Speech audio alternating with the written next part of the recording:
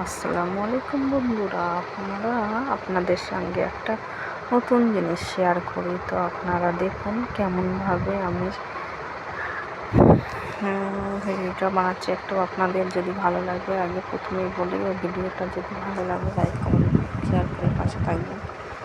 দেখুন বন্ধুরা, আজকে বাড়িতে কিছু ছিল না, তো আমার শাশুড়ি গিয়ে কচু পাতা তুলে নিয়ে এসছে। তো আপনাদেরও হয়তো আশেপাশে এরকম কচুর পাতা আছে, কচুরা, কিন্তু আমাদের এখানে শহরের মধ্যে কোথায় পাওয়া যাবে, বেশিরভাগ কিনে আনতে হয়। তো আমাদের এক সাইডে ছিল, তো সেখান থেকে নিয়ে আসা হলো। এনে আমি যে আলু দিয়ে ওটাকে ভাজা করছি। তো প্রথমে আমি দিলাম ওর মধ্যে, সে আগেরগুলো আমি দেখাইনি, অনেক লং ভিডিও হয়ে যাবে বলে। তো প্রথমে আমি একটা আলু নিয়ে নিলাম, আলুটা কুচি কুচি করে কেটে পেঁয়াজ মশলা কষিয়ে নিলাম। মশলাটা দিয়ে পেঁয়াজ লাল করে মশলা দিয়ে আলুটা ভালো করে মাখা করে আমি কষিয়ে নিলাম। আলু পেঁয়াজটা কষিয়ে নেওয়ার পরে তারপরে আমি পাতাটা ভালো করে ধুয়ে নিলাম। ধুয়ে নেওয়ার পরে ওর মধ্যে আমি ঢেলে দিলাম, কষানো আলুর মধ্যে ঢেলে দিলাম। দিয়ে এই যে আমি ভালো করে নাড়াচাড়া করে এটাকে একদম শুকনো করতে হবে। যত ওর গায়ে রসগুলো টেনে নেবে ততই ভালো হবে। না তো অনেক সময় অনেকে বলে যে কচু পাতা কচু শাক গাল চুলকায়, তো ওটা চুলকাবে না। ভালো করে যত পোড়া করে ভাজা করবেন তত ভালো লাগবে। তো আমি এটা শুধু ওটাকে নাড়তেই থাকি, নেড়ে একদম পুরো ভালো করে পোড়া হবে, তারপরে ভালো লাগবে। তো এখন এটা অনেকক্ষণ ধরেই হবে, আমি একটু এই যে নেড়ে দিচ্ছি, একটু ভালো করে নেড়ে নিই। নেড়ে একদম পুরো গায়ে মাখো হয়ে আসবে। তারপরে অনেক টেস্ট লাগবে, গরম ভাতের সাথে খেতে তো অনেক ভালো লাগবে, অনেক মজা লাগবে। তো আপনাদের যদি কারোর দেখা যাচ্ছে বাজার নেই, সবজি নেই, তো আপনারা এরকম কচু পাতা তুলে নিয়ে এসে এরকম রেসিপি বানিয়ে ফেলবেন, খুব তাড়াতাড়ি খাওয়া ভালো লাগবে।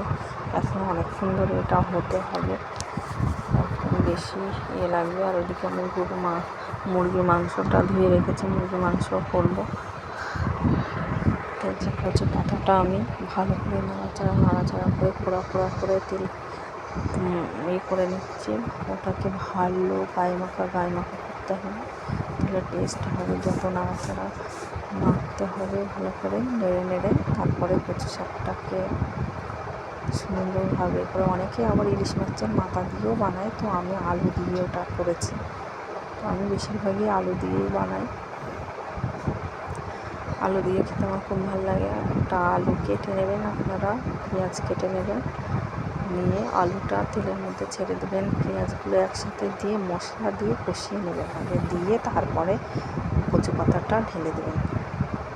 সব মশলা দিয়ে দেবেন, পরিমাণ মতো নুন দেবেন যে যেমন খায়।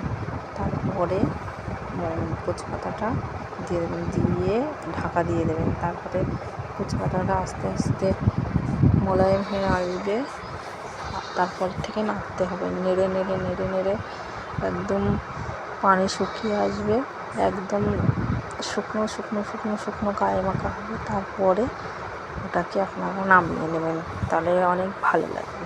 তো আমার এখন ওই যে হয়ে এসছে কচু পাতাটা, তো আমি এখন তুলে নেব। অনেকক্ষণ ধরেই ভাজা হয়েছে, গায়ে মাখা হয়ে গেছে। এবারে আমার কচু পাতাটাও হয়ে গেছে, আমি এখন একটু ভালো করে নেড়ে নিয়ে তারপরে আমি তুলে নেব ওটাকে। কচু পাতার রেসিপিটা কেমন লাগলো তো আপনারা একটু লাইক কমেন্ট করবেন, শেয়ার করে পাশে থাকবেন। আরও অন্য কোনো ভিডিও দেখার জন্য ভিডিওগুলো কেমন লাগবে জানাবেন। তো আপনারা চাইলে কচু শাক এনে এরমভাবে বানিয়ে খাবেন, গরম ভাতে ভালো লাগবে। আমার তো খুব ভালো লাগে, এই দিয়েই ভাত খাওয়া হয়ে যায়, আমার অন্য কিছু লাগে না। আমার শাশুড়িরও অনেক পছন্দ, আমাদের বাড়িতে সবার পছন্দ হয়ে গেল আমার কচু পাতা রেসিপি। তো ভিডিওটা কেমন লেগেছে এক কমেন্ট করে জানাবেন। হয় বন্ধুরা, তারপরে আমি এই যে মাংসটা রান্না করবো, প্রেশার কুকারে আলু সিদ্ধ বানিয়ে রেখেছি। যে মাংস, যে কচু পাতাটা হয়ে গেছে, মাংসটা বানাবো, আলুটা সিদ্ধ করতে দিই।